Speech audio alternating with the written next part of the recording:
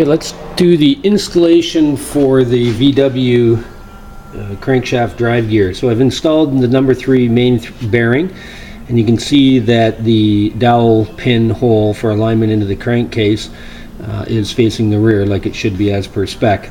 So I've moved the bearing back, I've pre-lubricated it, and I've positioned the crank so that I can slide the gear on. So I've been cooking the crank gear over here, and it's up to about 220 degrees Fahrenheit. And with any luck, this go around, I can slide this on and bottom it right against the crank flange. Then we put in what's called the racer spacer, and that's replacing the original OEM spacer that goes in between the crank gear and the distributor drive gear. So now I'm going to go ahead and install this.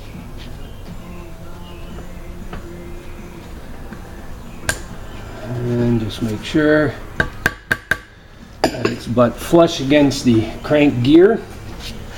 And now back over to the French fry pot. We'll just turn this off because we don't need it anymore for safety.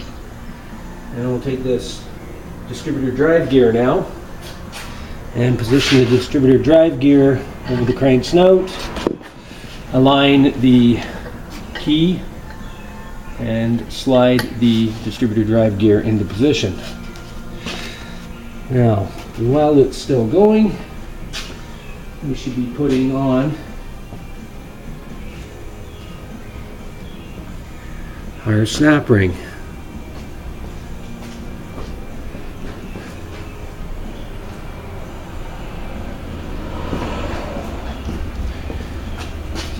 To get the pliers here, so we take our snap ring, being careful not to scratch or mar up the surface of the first crank journal for the other full circle bearing.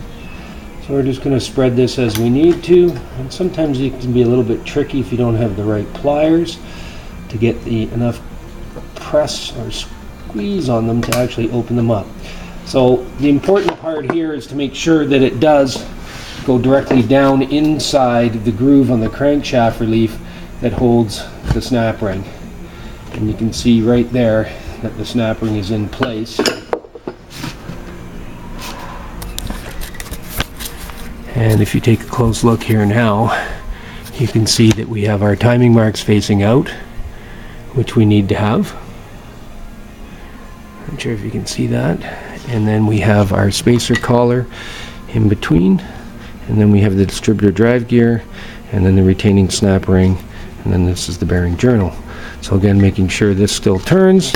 We've got lots of room in there, and there is the stack up for the gears for the 1600 VW Type 1 crankshaft.